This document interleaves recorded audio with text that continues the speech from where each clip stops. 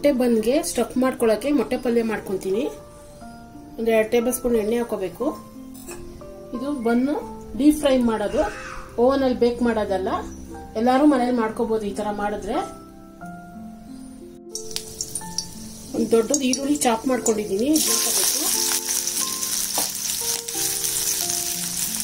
Fry ಮಾಡ್ಕೋಬೇಕು ಕೆಂಪಗೆ.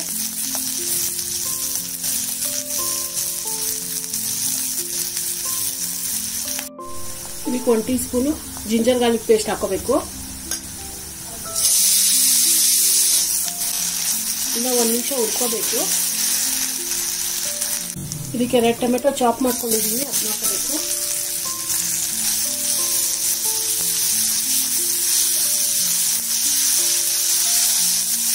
ಇದು 1 ನಿಮಿಷ ಹುರ್ಕೋಬೇಕು ಚೆನ್ನಾಗಿ.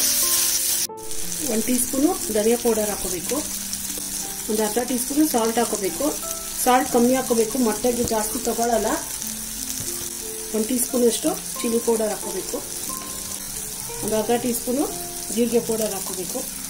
ಒಂದು ಅರ್ಧ ಟೀ ಸ್ಪೂನು ಗರಂ ಮಸಾಲ ಹಾಕೋಬೇಕು. ಒಂದು ಅರ್ಧ ಟೀ ಸ್ಪೂನು ಅರಿಶಿನ ಹಾಕೋಬೇಕು. ಒಂದು 2 ಟೇಬಲ್ ಸ್ಪೂನು ನೀರು ಹಾಕೋಬೇಕು, ಅದು ಮಸಾಲೆ ಬೇಯಬೇಕಲ್ಲ.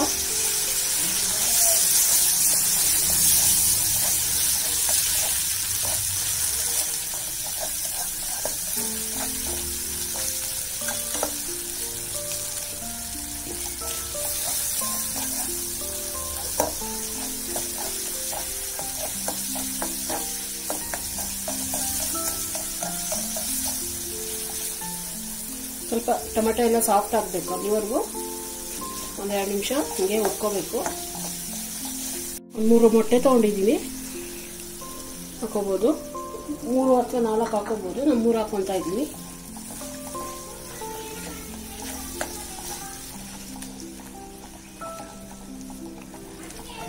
ನೋಡಿ ಈ ತರ ಎಲ್ಲ ಚೆನ್ನಾಗಿ ಹುರ್ಕೋಬೇಕು ಮೊಟ್ಟೆನ. ಕೊತ್ತಂಬರಿ ಸೊಪ್ಪು ಹಾಕೋಬೇಕು ಸ್ವಲ್ಪ, ಇದೆಲ್ಲ ಮಿಕ್ಸ್ ಮಾಡ್ಕೋಬೇಕು. ಇದು ತಣ್ಣಗೆ ಹಾಕಿ ಬಿಡಬೇಕು ಪೂರ್ತಿ.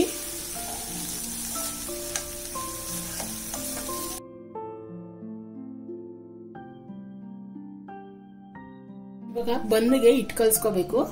ಇದಕ್ಕೆ 150 ml ಹಾಲು ತಗೊಂಡಿದ್ದೀನಿ. 1 ಟೀ ಸ್ಪೂನು ಇನ್ಸ್ಟೆಂಟ್ ಈಸ್ಟ್ ಹಾಕೋಬೇಕು. 1 ಟೇಬಲ್ ಸ್ಪೂನು ಸಕ್ಕರೆ ಪೌಡರ್ ಹಾಕೋಬೇಕು. 1 ಮೊಟ್ಟೆ ಹಾಕೋಬೇಕು. 1/4 ಕಪ್ ಅಷ್ಟು ಎಣ್ಣೆ ಹಾಕೋಬೇಕು. 1 ಟೀ ಸ್ಪೂನು ಸಾಲ್ಟ್ ಹಾಕೋಬೇಕು. ಇದನ್ನ ಮಿಕ್ಸ್ ಮಾಡ್ಕೋಬೇಕು.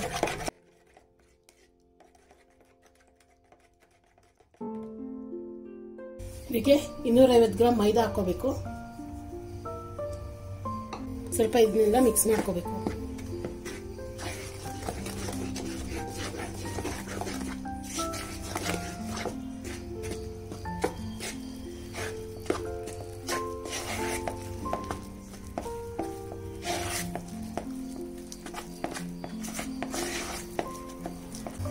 ಚೆನ್ನಾಗಿ ನಾದ್ಕೋಬೇಕು ಒಂದು 10 ನಿಮಿಷ.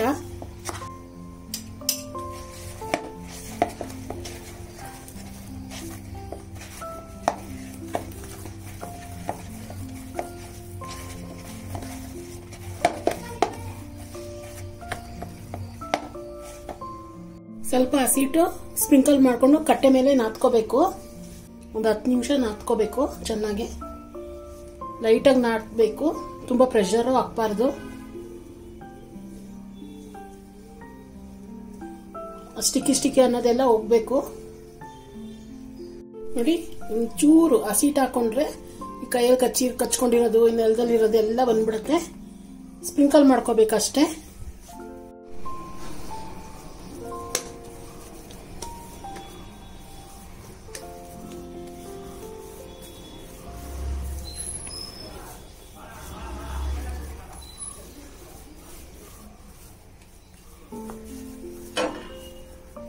ನೋಡಿ ಸಾಫ್ಟ್ದು ರೆಡಿ ಆಗಿದೆ. ಸ್ವಲ್ಪ ಎಣ್ಣೆ ಸವರ್ಕೋಬೇಕು. ಇದಕ್ಕೆ ಈ ತರ ಫೋಲ್ಡ್ ಮಾಡಬೇಕು, ಹಿಂದಕ್ಕೆ ಹಾಕೊಂಡು 10 ನಿಮಿಷ ಹಾಗೆ ಬಿಡಬೇಕು. ಟವಲ್ ಮುಚ್ಚಿಬಿಟ್ಟು ಈ ತರ ಒಂದು ಕ್ಲಾತ್ ಹಾಕ್ಬಿಟ್ಟು 10 ನಿಮಿಷ ಹಂಗೆ ಬಿಡಬೇಕು. ನೋಡಿ ಇದು 10 ನಿಮಿಷ ಬಿಟ್ಟಿದೆ ಹಂಗೇನೆ.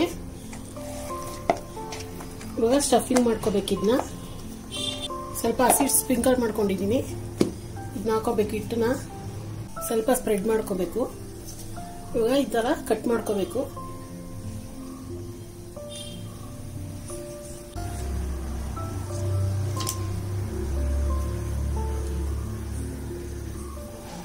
ಈ ತರ ರೌಂಡ್ ಮಾಡ್ಕೊಂಡು ಹಾಕೋಬೇಕು ಒಂದೇ ಸಮನೆ.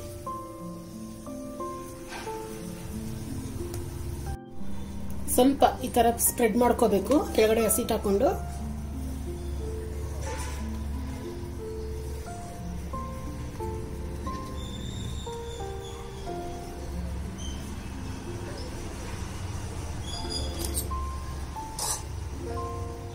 ಇವಾಗ ಸ್ಟಫಿಂಗ್ ಮಾಡ್ಕೋಬೇಕು ಇದಕ್ಕೆ ಹಾಕೊಂಡು.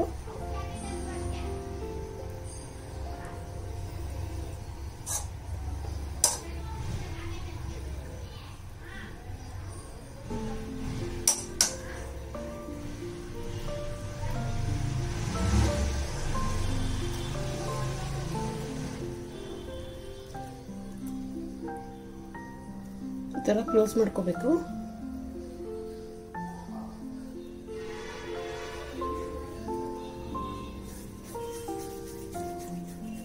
ನೋಡಿ, ಓಪನ್ ಇರಬಾರ್ದು, ಒಂಚೂರು ನೀಟಾಗಿ ಕ್ಲೋಸ್ ಮಾಡ್ಕೊಂಡು ಉಲ್ಟಾ ಮಾಡ್ಕೊಂಡು ಈ ತರ ರೌಂಡ್ ಮಾಡ್ಕೋಬೇಕು.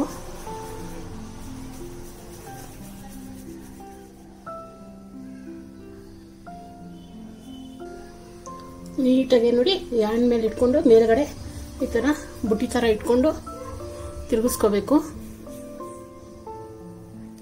ಈ ತರನೇ ಎಲ್ಲಾನು ಮಾಡ್ಕೋಬೇಕು. ನೋಡಿ, ಎಲ್ಲ ರೆಡಿ ಮಾಡ್ಕೊಂಡಿದ್ದೀನಿ. ಈ ತರ ಇದಾದ್ಮೇಲೆ ಸ್ವಲ್ಪ ಪ್ರೆಸ್ ಮಾಡಬೇಕು. ಕೆಳಗಡೆ ಫಸ್ಟ್ ಹಸಿಟ್ನ ಮೈದಾ ಹಸಿಟ್ನ ಸ್ಪ್ರಿಂಕಲ್ ಮಾಡ್ಕೋಬೇಕು ಫ್ಲೋರ್ನ, ಇಲ್ಲ ಅಂದ್ರೆ ಅಂಟ್ಕೊಂಡ್ಬಿಡತ್ತೆ ಕೆಳಗಡೆ. ಸ್ವಲ್ಪ ಲೈಟಾಗಿ ಪ್ರೆಸ್ ಮಾಡ್ಕೋಬೇಕು ಈ ತರ.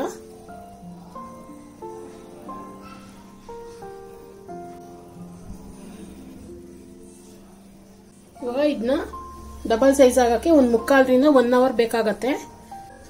ಬೆಚ್ಚಗಿರೋ ಜಾಗದಲ್ಲಿ ಇಕ್ಬೇಕು.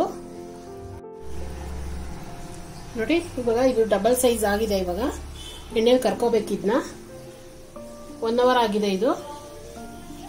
ನೋಡಿ, ಎಣ್ಣೆ ಕಾಯಕ್ಕೆ ಇಟ್ಕೊಂಡಿದ್ದೀನಿ. ತುಂಬಾ ಕುದಿಯೋ ತರ ಕಾಯಬಾರ್ದು. ಎಣ್ಣೆ ಸ್ವಲ್ಪ ಬಿಸಿ ಆಗ್ಬೇಕಷ್ಟೇ, ಬಬಲ್ಸ್ ಬರ್ಬೇಕಷ್ಟೇ. ಮೀಡಿಯಂ ಫ್ಲೇಮ್ ಅಲ್ಲೇ ಇರಬೇಕು. ಕರ್ಕೋಬೇಕು ಮೀಡಿಯಂ ಫ್ಲೇಮ್ ಅಲ್ಲೇ. ತುಂಬಾ ಜಾಸ್ತಿ ಬಿಸಿ ಮಾಡಬಾರ್ದು.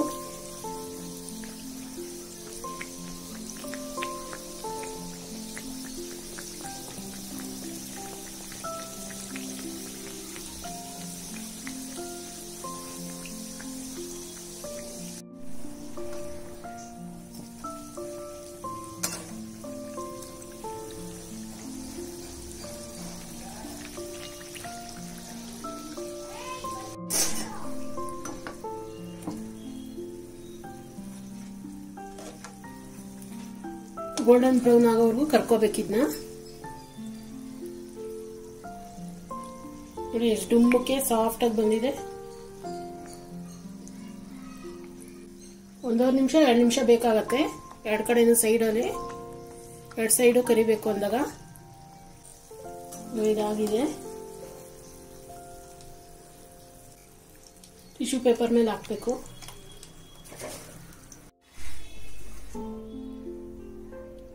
ನೋಡಿ, ಎಗ್ ಬನ್ಸ್ ರೆಡಿ ಆಗಿದೆ. ತುಂಬಾ ಈಸಿಯಾಗಿ ಮಾಡ್ಕೋಬಹುದು. ಡಿಫ್ರೆಂಟ್ ಆಗಿದೆ ಇದು.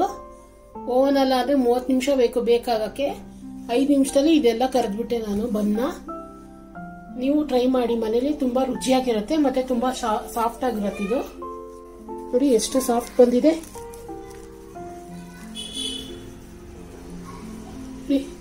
ಬೇಕ್ ಮಾಡಿದ್ರು ಇಷ್ಟು ಸಾಫ್ಟ್ ಬರೋದಿಲ್ಲ.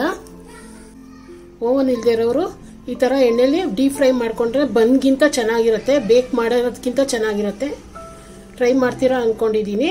ಇದು ಮೊಟ್ಟೆ ಏನಾರ ವೆಜಿಟೇಬಲ್ಸ್, ಮೊಟ್ಟೆ, ಚಿಕನ್ ಏನ್ ಬೇಕಾದ್ರೆ ಸ್ಟಫ್ ಮಾಡ್ಕೋಬಹುದು. ನೀವು ಖಂಡಿತವಾಗಿ ಟ್ರೈ ಮಾಡ್ಬೇಕಿದು. ತುಂಬಾ ರುಚಿಯಾಗಿರುತ್ತೆ. ಲೈಕ್ ಮಾಡಿ, ಶೇರ್ ಮಾಡಿ, ಸಬ್ಸ್ಕ್ರೈಬ್ ಮಾಡಿ.